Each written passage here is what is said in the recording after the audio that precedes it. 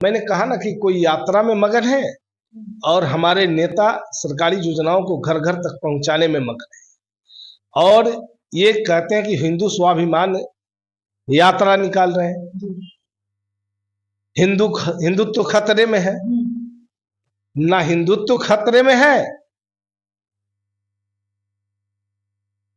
और न देश खतरे में है, न संविधान खतरे में।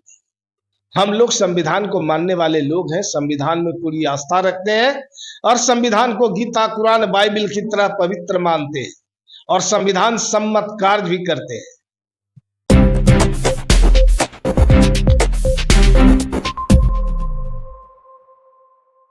तेजस्वी यादव सह संवाद यात्रा निकाल रहे हैं, इसी पर आज हम चर्चा करेंगे। क्या कुछ कहेगा सर? तेजस्वी यादव सह संवाद यात्रा निकाल रहे हैं।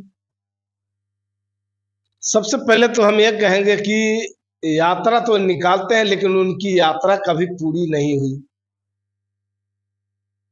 यात्रा निकालने की घोषणा करते हैं, यात्रा शुरू करते हैं और बीच रास्ते में उनकी यात्रा जो है समाप्त हो जाती है।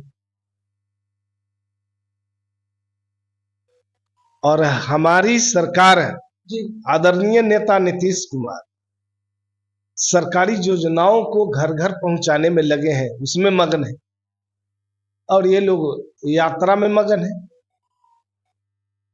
हम विश्वास करते हैं काम में, और जब जब चुनाव का वक्त आएगा ये लोग अपना यात्रा निकालेंगे, जनता के बीच जाके झूठ बोलेंगे, जनता को गुमराह करने का काम करेंगे।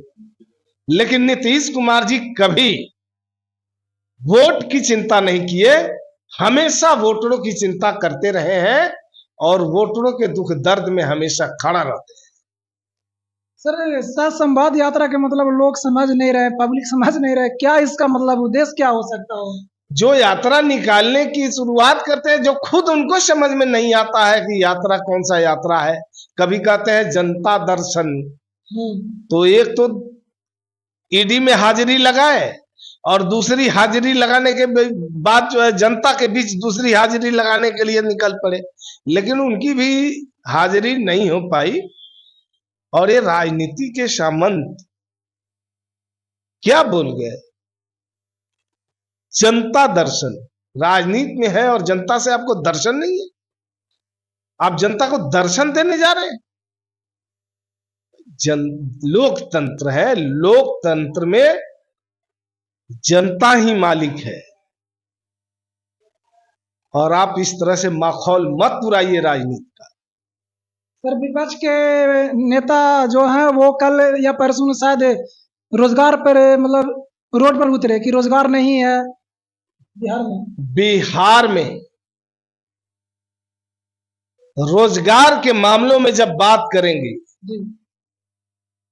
तो 7 निश्चय पार्ट 2 के तहत हमारी सरकार ने, हमारे नेता ने वादा किया था कि हमारी सरकार आएगी फिर से, हम 10 लाख लोगों को सरकारी नौकरी देंगे और 10 लाख लोगों को रोजगार देंगे। आज 2025 आने से पूर्व हमारी सरकार ने फिर से घोषणा किया कि हम 2025 का चुनाव आने से पूर्व हम 12 लाख लोगों को नौकरी दे चुके होंगे। और जहां तक रोजगार का बात है तो अभी तक 22 लाख रोजगार के नए अवसर सृजित किए गए और 10 लाख नए अवसर सृजित किया जा रहा है, ताकि बिहार में न रोजगार की दिक्कत हो, न सरकारी नौकरी में किसी तरह की कोई बाधा उत्पन्न हो। हमारी सरकार ने 10 का वादा किया, 12 लाख सरकारी नौकरी दे रही है, और इस तरह से पूरे देश में सबसे ज्यादा नौकरी और सबसे ज्यादा रोजगार देने वाला ये पहला राज्य बिहार हो गया है। और ये आरोप लगाते हैं, इनको तो ये बताना चाहिए कि इनके माता पिता के शासन काल में कितने लोगों को सरकारी नौकरी दी गई और कितने रोजगार के अवसर सृजित किए गए। अरे इन लोगों के शासन काल में तो बिहार से जितने उद्योगपति थे इस तरह से भाग खड़ा हुए, इस तरह से लोग भयभीत थे कि जिसका असर आज तक दिखता है। आज तो लोगों में हिम्मत जुटी है, बड़े बड़े उद्योगपतियों में, कि वो बिहार आने के लिए अब तरस रहे हैं और बिहार आना शुरू कर दिए हैं और बिहार में अपना निवेश भी कर रहे हैं। सर तेजस्वी यादव जी इस तरह से संवाद यात्रा निकाल रहे हैं, उसी तरह से केंद्रीय मंत्री गिरिराज सिंह भी हिंदू स्वाभिमान यात्रा निकाल रहे हैं, सब यात्राएं निकाल रहे हैं। क्या कुछ इसका क्या कारण होगा सर? मैंने कहा ना कि कोई यात्रा में मगन है और हमारे नेता सरकारी योजनाओं को घर घर तक पहुंचाने में मगन है, और ये कहते हैं कि हिंदू यात्रा निकाल रहे हैं। हिंदुत्व खतरे में है? ना हिंदुत्व खतरे में है और न देश खतरे में है, न संविधान खतरे में। हम लोग संविधान को मानने वाले लोग हैं, संविधान में पूरी आस्था रखते हैं और संविधान को गीता, कुरान, बाइबिल की तरह पवित्र मानते हैं और संविधान सम्मत कार्य भी करते हैं।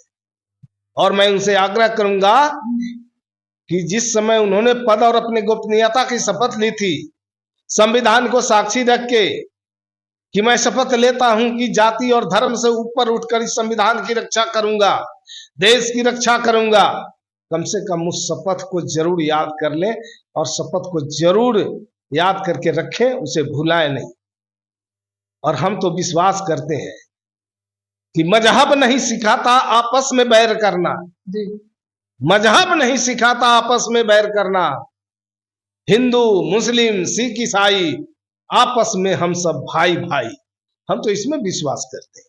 हमारे नेता न धर्म के नाम पर न जात के नाम पर कहीं कोई भी भेद नहीं करते हैं। सबके नेता हैं हमारे नेता नीतीश कुमार और सबके लिए काम करते हैं, कोई पक्षपात नहीं, कोई भेदभाव नहीं। और बात जब वो हिंदुत्व की बात कर रहे हैं, हिंदू स्वाभिमान की और हिंदुत्व खतरे की, तो बिहार के माननीय आदरणीय मुख्यमंत्री नीतीश कुमार जी हैं जो हिंदू समाज से आते हैं। बिहार के महामहिम राज्यपाल महोदय हैं, हिंदू समाज से आते हैं। देश के आदरणीय प्रधानमंत्री जी मोदी जी हैं, वो भी हिंदू समाज से आते हैं। देश का गृह मंत्री वो भी हिंदू समाज से आते हैं और देश में राज्य के आला अधिकारी भी सब हिंदू समाज से हैं। और आप कहते हैं कि हिंदुत्व खतरे में, कहीं कोई हिंदुत्व खतरे में नहीं है। बिहार के अंदर अमन, चैन, भाईचारा, शांति, सद्भाव कायम है और कायम रहेगा। सर कुछ तो संकेत देना चाह रहे हैं आखिर, तब तो इस तरह की यात्रा निकाले हैं, क्या संकेत हो सकता होगा? अरे क्या संकेत की बात हम करें? जो आदमी यात्रा की घोषणा करता हो और जिस पार्टी से ताल्लुक रखता हो, उसी पार्टी के शीर्ष नेता उनके बयानों से अपने आप को किनारा कर लेते हैं।